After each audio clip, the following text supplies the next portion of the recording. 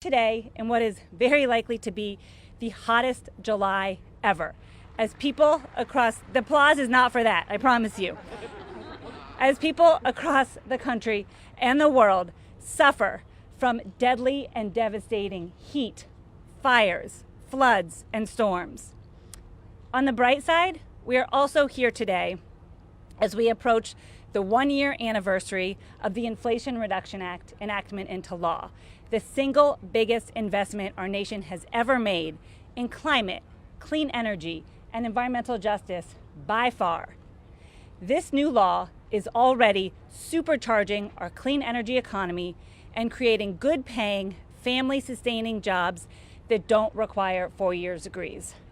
According to Climate Power's latest hot-off-the-presses report, it has already spurred $278 billion in new investments and more than 170,000 new jobs across 44 states. I should also note, more than half of this new clean energy job growth is in districts and communities that are currently represented by Republicans. As this record-breaking heat rages on, it has never been more important or more urgent that we double down on this progress. For our climate, for our jobs, for our wallets, for environmental and racial justice, for national security, and so much more.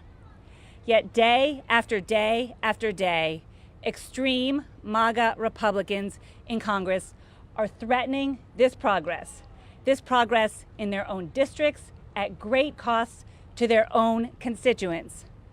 Why? Simply to shamelessly push the failed, dirty energy policies of the past and massive giveaways to big oil and to other polluters. In stark contrast, the Congressional Democrats who are here already, those who will be arriving after their vote, and so many other Democrats, along with President Biden, Vice President Harris, and all of the staff who worked so hard throughout the administration on Capitol Hill to pass the Inflation Reduction Act. They showed incredible leadership, and we are forever grateful. Now they are all in to defend and to implement this new law and to make more clearly badly needed progress. We're so grateful to the members who we expect to be joining us and speaking today. Senate Majority Leader Chuck Schumer, Senators Ron Wyden, Debbie Stabenow, and Tina Smith, and Representatives Hank Johnson, Nanette Barragan, Sharice Davids, and Greg Stanton. Thank you to all these members for everything that you do. We are with you at every step. We're going to start to hear from them first. We're also going to hear from some incredible leaders, Rico Albacaitis from IBEW and Jason Walsh from the Blue-Green Alliance. But first, we will go to Congresswoman Sharice Davids from Kansas. Thank you all.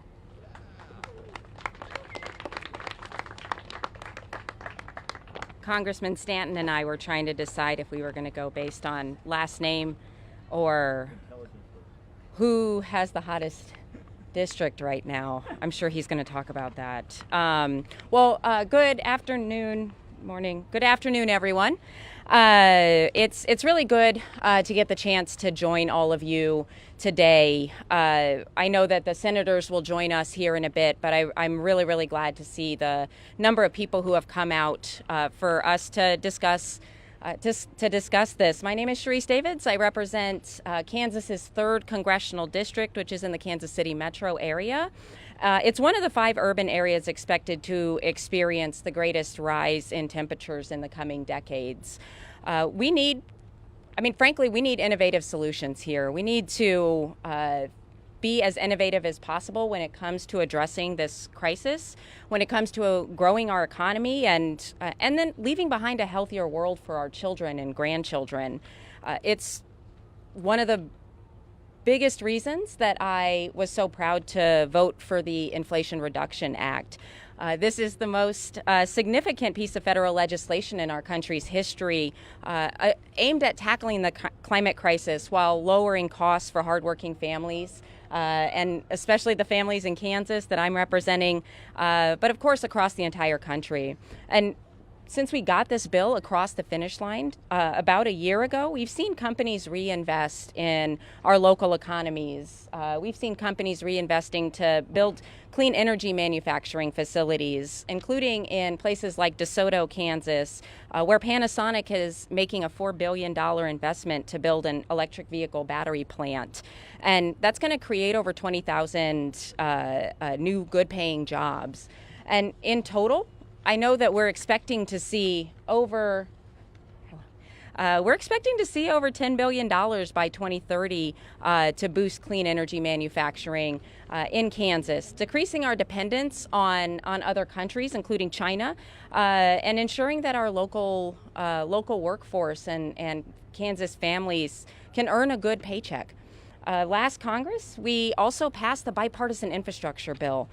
This was a major win. We also passed a bill to increase domestic manufacturing, and then the Inflation Reduction Act. So any one of those bills on its own would be monumental. It would be significant. It would be a huge amount of progress. But getting all three of those signed into law, mostly in a bipartisan way, is absolutely a huge win for the American people.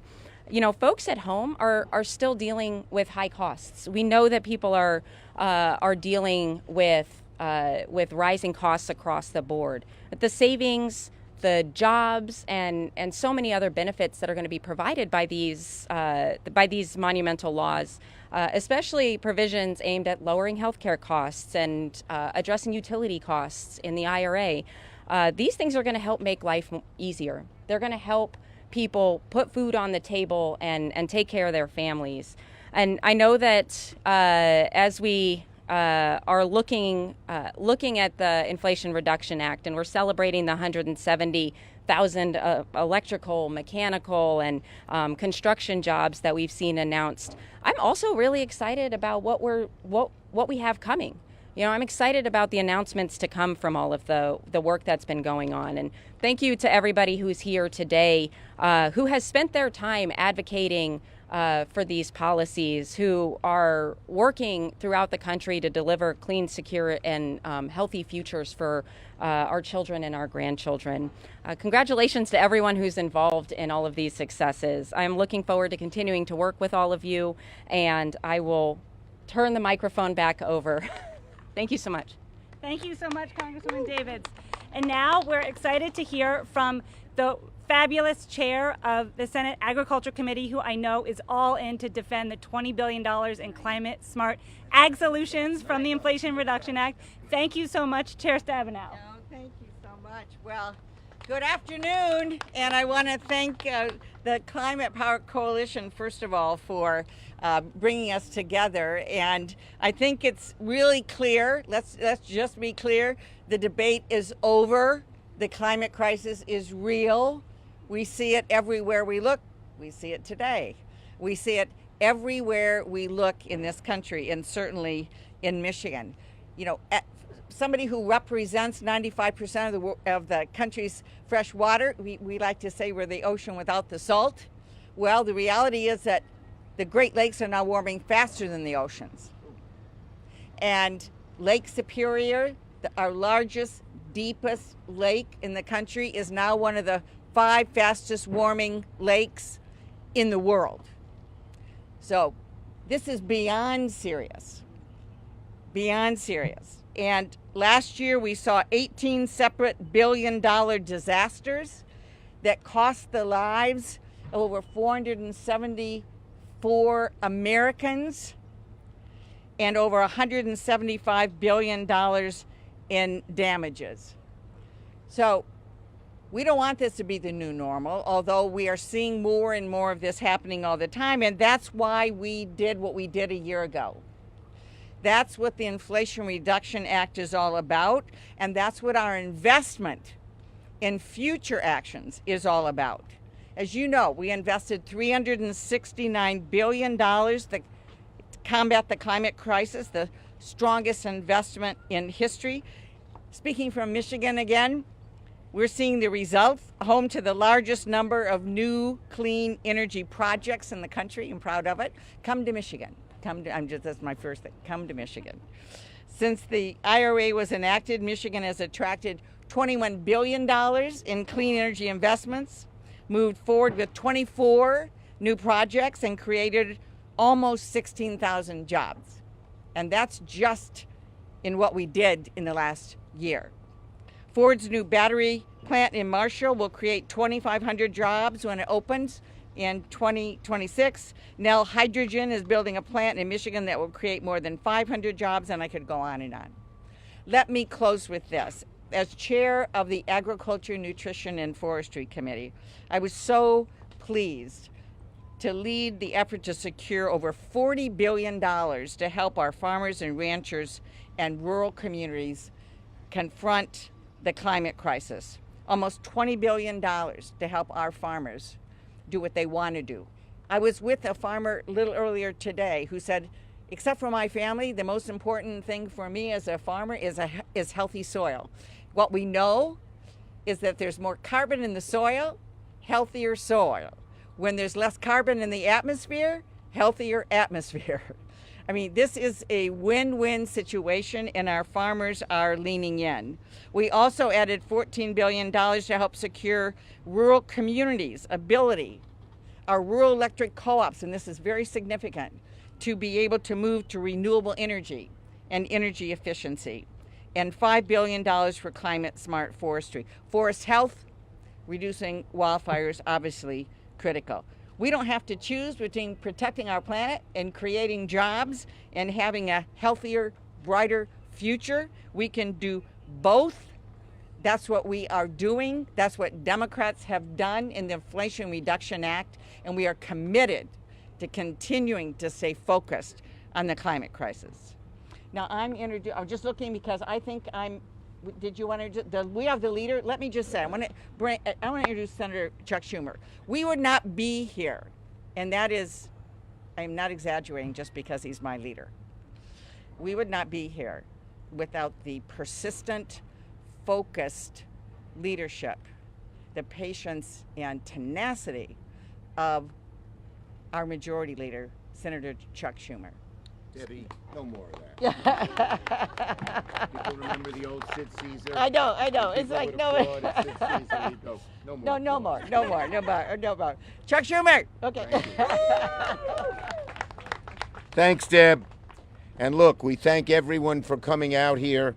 The importance of climate is shown on a 90-degree day.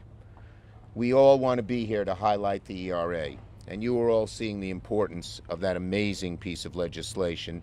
It is probably the most significant action ever taken by Congress to fight the climate crisis. The most significant ever.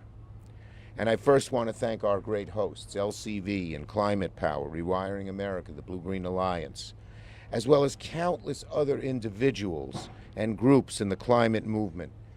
We, the legislators here, stand on your backs, because you have been there relentlessly informing America of this crisis and then leading America as to how to deal with the crisis.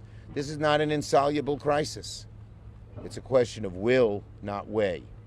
And in the IRA, with the great work of the groups that I have mentioned, we found that way in many different significant areas. And so I'm so proud of that. And I want to thank my colleagues here. You just heard from Senator Stabenow. No one's done more to make agriculture, particularly regenerative agriculture, important in America, where we can grow our food without damaging the climate. I want to thank Senator Smith, a true leader as well. And I know we expect Senator Wyden, who did lots of the tax work that was instrumental in the IRA, as well as Representatives Barragan and Davids and Johnson and Stanton and so many others who helped deliver the IRA a year ago. Well, in 1 year, this legislation is paying huge dividends for the American people, for our economy, for the environment. Since we passed the IRA, costs are down to families. We're creating thousands of good-paying union jobs. And we put our country back on track to meet our goals to reduce the most harmful impacts of climate. Costs are down, jobs are up, and the amount of carbon going into the atmosphere is down. This is all great stuff, very important stuff. And it was a big deal last year when we announced the IRA, but it's a bigger deal now because it's actually happening. In every state we're seeing it happen. In my state, whether it's green energy, whether it's new research, whether it's becoming the largest offshore wind center in the country off Long Island. All of this is happening, and in every state this can be named over and over again. The massive investments in wind and solar and EV batteries, in storage, it's all happening. And you know, I'm so proud because we're seeing the American economy transform in a way that it hasn't transformed since the development of electricity.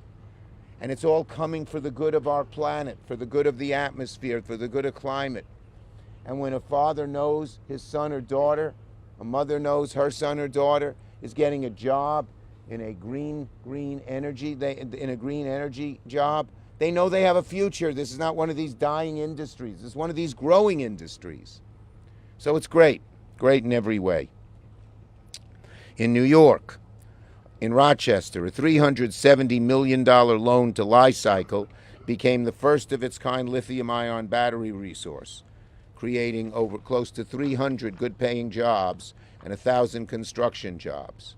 In Schenectady, General Electric just announced they're investing $50 million to establish a new onshore wind turbine manufacturing facility. More good-paying jobs. And in Binghamton, we're going to become one of these centers of lithium-ion battery research and manufacturing because there's a Nobel laureate named Whittingham, a very nice guy, came to Binghamton University early, won the Nobel Prize, was lured by all these fancy universities, but he stayed at BU. And he is centering over $100 million in grants to help Binghamton become one of those centers. So a place that used to have shoemaking and Endicott Johnson and even IBM now sees a bright future. That's one of the great things here. So, by the way, because of the work of the people here, we are making this in America. We just had a big plant located in the Hudson Valley. They closed the plant in China. They closed the plant in Japan and opened it up in the Hudson Valley because we told them you got to make it in America. So that's another significant, important part of what we are doing. So, no question. IRA is a game changer, a turning point. It's going to, instead of a frown on America about our future, it's going to put a smile on America about our future. And we are all so proud that we were able to get this done. And let me just say, despite the fact that we have a House that doesn't seem, not these folks, but on the other side of the aisle, a House not too friendly, if we get a seat or two more in the Senate, which I think we'll get, take back the House, keep the presidency, you're going to, even though we pass the IRA, you ain't going to see nothing yet. We're going to do even bigger and better then. Thank you, everybody. And now, it is my honor, if I follow this list, to call on one of the truly great leaders in the Senate, not only on climate, but on so many other things. She is so respected, she is so hardworking, and she does it all with such a nice smile and twinkle on her face. Tina Smith. See what I mean? Thank you. Bye, everybody. Good afternoon, everyone. I want to thank all of you for being here. I want to thank my friends and colleagues behind me, and I want to particularly thank the clean energy workers and the activists and the organizers that did the hard work of pulling the Inflation Reduction Act over the finish line nearly a year ago. So 1 year ago, we passed the most consequential climate legislation in our history. And this law has helped to create hundreds of thousands of jobs, lower energy costs, and lower carbon emissions.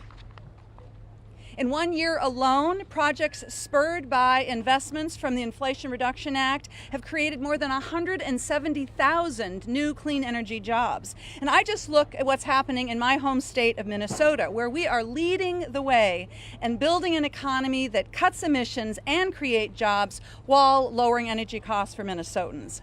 This week, Minnesota solar panel manufacturer Helene announced plans to expand their domestic solar panel production and to build a second factory in Minnesota. And longtime Minnesota manufacturer Cummins is creating over 100 new jobs by building electrolyzers, which can turn homegrown Minnesota clean energy into green hydrogen. And Xcel Energy, our large investor-owned utility, is replacing its coal-fired power plant in Becker, Minnesota, with solar, enough to power 100,000 homes in my state. These advances in the clean energy economy aren't just creating jobs, they are lowering energy costs. In Minnesota, families can save over $200 a year on their utility bills because of investments from this law. Now, President Biden and Congress promised to meet the moment of the climate crisis while rebuilding domestic supply chains and making America the leader in the clean energy transition. And I am so proud of the work that we did together. I know that this past year has demonstrated what we can deliver, that we can deliver on this promise, and we are just getting going. So thank you all for being here. And now I want to welcome to the microphone Representative Stanton from Arizona. Thank you so much. I defer to the senator from Oregon, Senator Wyden. What a gracious soul. I'm going to make this a filibuster-free zone. My colleagues are going to get to speak. I hope that everybody puts what we said in the old days, a freeze frame, behind all these young people right here. Because what this is really all about is the young people and the grassroots beat big oil on the floors of the United States Congress. And didn't happen by osmosis, folks. These folks and other young people from every corner of the country came together. And make no mistake who they beat. In the 4 or 5 blocks around the Capitol, there were all kinds of lobbyists, particularly as we moved towards those summer months when we passed this bill. They were texting and they were tweeting and they were trying to scare everybody that Western civilization was going to end if we got serious about climate change and particularly reducing carbon. And they were in their offices, those air-conditioned offices, and they won this fight. And I will tell you, we started this right after cap and trade went down in 2010. I was a junior member of the Finance Committee. We had had 40 years of climate gridlock, 4-0. Cap and trade, no. Carbon taxes, no. Regulatory policies, no. No after no after no. And all of these folks wouldn't accept no. They insisted that we get to yes. And so we started right after Waxman-Markey went done. It was right in front of me to say we can get this done through the tax code. It's clean, it's straightforward. And we went to West Virginia, we went all over the country. We said, we're going to have one standard. The more you reduce carbon emissions, the bigger your tax savings. And so today, we have a chance to report on what has actually happened. When we were in the Finance Committee in the early summer of 2021, we thought we might get to $300 billion worth of private investment.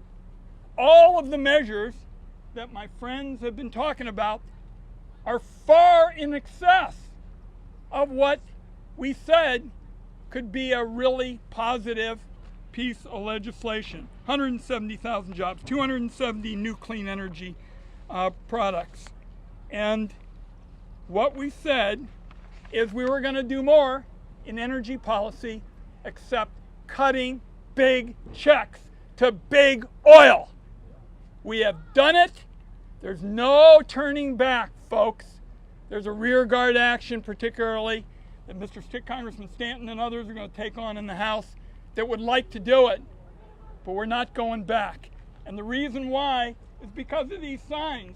Clean energy, economic boom, delivering clean energy jobs. That's what this is all about. People said after 2010 and 40 years worth of failure that we couldn't do it because of the incredible grassroots effort, particularly of America's young people. We're on our way. We're not going back. God bless. Woo! And I get to introduce, in the spirit of collegiality and the language of the Senate, my distinguished colleague from the House, Congressman Stanton. Thank you very much, Coach Wyden. We're fired up now after that. That's awesome. I represent Phoenix, Arizona. When I left on Sunday, it was 119 degrees. So this is a nice, cool day for me here in Washington, D.C. Good afternoon. I am so glad to be here for this wonderful celebration of the first anniversary of the Inflation Reduction Act. We all knew then what this legislation meant. Jobs, jobs, and more good jobs. And the numbers don't lie. Over the last year, $8.3 billion in private investment in my home state of Arizona alone in solar, electric vehicles, and battery manufacturing. Already, almost 13,000 good, high-paying jobs created throughout my state. Don't just take my word for it. Just a few months ago, I met with the CEO of Core Power, an innovative battery manufacturer. They are building a facility in Arizona to produce battery cells that will replace up to 12 million gallons of gasoline every year.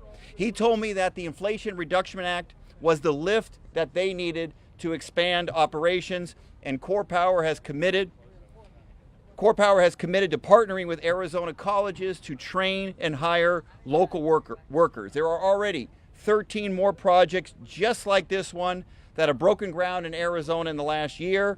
This town has been talking about bringing manufacturing jobs back to the United States for decades, and guess what? Democrats actually did it. We are fighting inflation, improving our supply chain, strengthening America's national security by reducing our dependence on foreign energy. But while economic lift is undeniable, this bill was also the largest and most significant investment to fight climate change in American history. And no place has been spared the impacts of climate change. Arizona is on the front lines. In my hometown of Phoenix, we are in the midst of a tragic, record-breaking heat wave. Yesterday was our 26th straight day above 110 degrees. Today will be the 27th straight day. These investments couldn't come soon enough. We are on a path to cut greenhouse gas emissions by 40% by the end of this decade, and that is getting us closer to the commitments that we have made as a country. We only got this bill across the finish line because of great support from environmental advocacy groups like the ones here represented today, businesses, and of course our friends in labor. And it is my honor. I get to serve with so many wonderful members of the United States Congress. This way? Okay. I got two of them right around me. I'm not sure who to introduce. A real leader that I've had a chance to serve with on the Judiciary Committee for 2 terms, a guy who was holding the Supreme Court accountable, and I'm proud of that work, Congressman Hank Johnson. Thank you, Greg. And thank you all for being here today. It's a hot day, and nobody needs to tell you why it's so hot. And by the way, I regret to inform you that it's going to get hotter as the years go by. And that's because of mankind's reliance on fossil fuels. And it has been a long time coming for Congress to finally take action and for an administration to get behind the effort to create a new economy and a new paradigm for energy use in this country, leading the world in the conversion from fossil fuel to green, renewable, clean energy sources. And so I want to thank the people at Climate Power for being behind that effort on a long-term basis. It's basically been young people who have led this effort, unsung for many years, and then you had a few who got elected to Congress, and there'll be a few more of you getting elected to Congress at some point, and they drove the narrative, the Green New Deal. And finally, everything kind of coalesced, and we were able to pass President Biden's investment reduction act, Inflation Reduction Act, excuse me. And the Inflation Reduction Act is our first step towards this transition to green renewable energy. And as everyone already knows, this landmark legislation invested hundreds of billions of dollars into modernizing our economy, helping America address the climate crisis, all while creating more than 100,000 clean energy jobs. And by the way, all of these bees that seem to be focusing on me for some reason, I'm happy to see that, because bees are on the decline in America due to climate change and other issues. And so I'm glad that the bees are out in full force, buzzing around, letting us know that they want to be here too. But this Inflation Reduction Act is going to create more than 100,000 clean energy jobs. The law has already brought close to $19 billion in investment for 22 projects and created almost 17,000 new jobs in the state of Georgia, which I'm proud to hail from. That's just within this past year. We're celebrating the 1-year anniversary of the IRA today. So it'll bring in more billions in large-scale clean power generation and storage investments to Georgia between now and 2030. But the investments don't just represent the future of clean energy, but mean dramatic investments in people. So I'm going to end my remarks now by thanking you all for being out here. Thank the press, the media, all of the staffers out here who help us get our work done, all of the interest groups, particularly the young people who are standing behind us in this hot sun. It's almost over, y'all. And last but not least, my colleagues from Congress, House and Senate, who have been instrumental in bucking the fossil fuel lobby and doing what's best for the future of this country. And with that, I will now yield to my friend, Congresswoman Barragan. Well, good afternoon. I'm Congressmember Nanette Barragan, Chair of the Congressional Hispanic Caucus. I want to thank Climate Power, LCV, and Rewiring America, all of those who helped fight to get us across the finish line, and labor. Thank you for having us something to celebrate today, which is, of course, the 1-year anniversary. I stand here today with my House and Senate colleagues to talk about the positives and what has happened in that short time, and the bottom line is jobs. Jobs and jobs. It's no accident that unemployment is at its lowest level in half a century.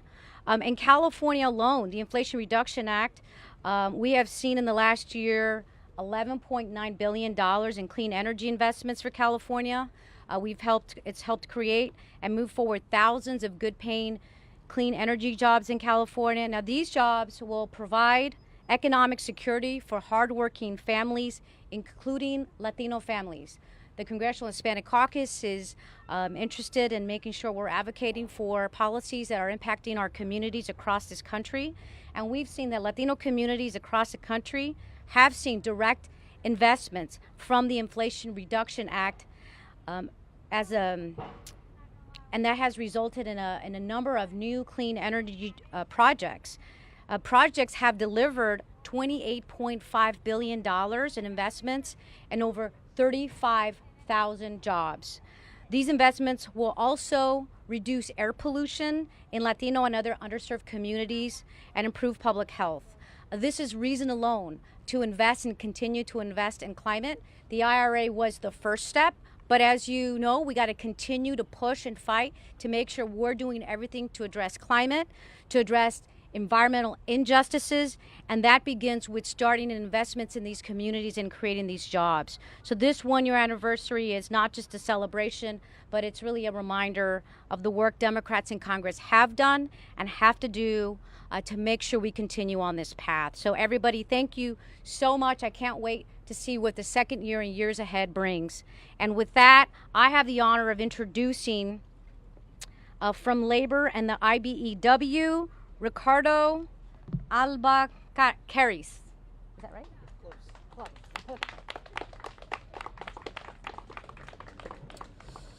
I'd like to thank everyone for inviting me to be a part of this event, and thank you to everyone who worked so hard to get us where we are today.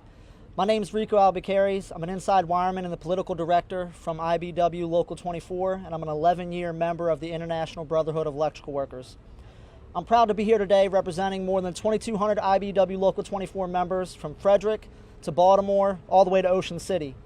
And we're here to celebrate that in just under a year since its passage, the Inflation Reduction Act has unleashed a made-in-America renewable energy boom. More than 170,000 good-paying, family-sustaining new energy jobs have been announced in communities from coast to coast. In Baltimore, Local 24 is on the leading edge of the growth potential of offshore wind power, which is key to the Biden-Harris administration's plans to decarbonize the electric grid. Thanks to a $2 million training grant from the administration, we're already incorporating offshore wind turbine construction into our training programs. In Baltimore and across the country, renewable energy jobs are uplifting American workers. In partnership with the Biden-Harris administration, Local 24 is working to provide opportunities for underrepresented communities to find good jobs and careers in industry like offshore wind. We're increasing our outreach to Baltimore City residents and connecting folks to pre-apprenticeships that give them exposure to the trades. Thanks to the Biden-Harris administration, companies are incentivized to participate in registered apprenticeship programs and build in strong labor standards. This will ensure a transition to a clean energy economy that centers on union workers and working families. These policies are popular because people understand the value of building prosperity from the bottom up and the middle out, and not just helping CEOs and the people at the top. In its first year, the Inflation Reduction Act has been a massive success for our country and for workers nationwide. We have to continue to support these workers as we build towards a new energy future. And look, this is only the beginning. Ultimately, millions of new energy jobs will provide for American families for decades to come. Every family will benefit from affordable, renewable energy that will lower their costs, contribute to a cleaner environment, and a safer and more secure future. American workers and our unions are the key to building the new energy economy, and we're ready to get to work. Thank you very much. And I'm going to introduce Jason Walsh, the Executive Director of the Blue Green Alliance. In addition to being a middle-aged bald man who should not be standing in the sun without a hat, I am the Executive Director of the Blue Green Alliance. We are a national partnership of labor unions and environmental organizations. The principle that brings our partners together is a bedrock belief that we should not have to choose between good jobs and a clean environment. We can and must have both. The Inflation Reduction Act makes that principle real. And as this report from Climate Power shows, the law's investments are already delivering for American workers. In particular, for the blue-collar workers who have been on the hurting end of economic changes and bad policies in this country for decades until now. The IRA contains a broad range of distinct, strategically targeted investments. But what most of those investments boil down to, essentially, is making and building a hell of a lot of stuff.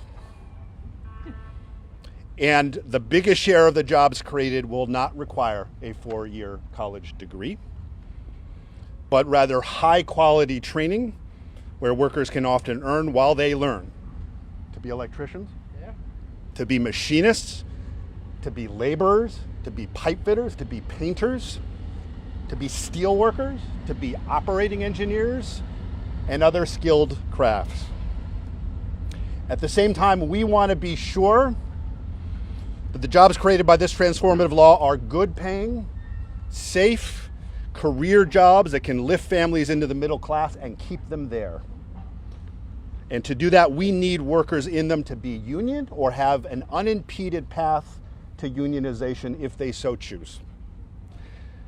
The report shows that many of these investments are in red states. This is a law for all Americans.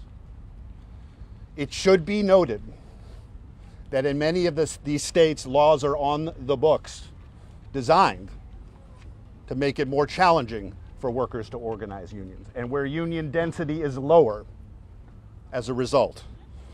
But let's be clear about a fundamental fact.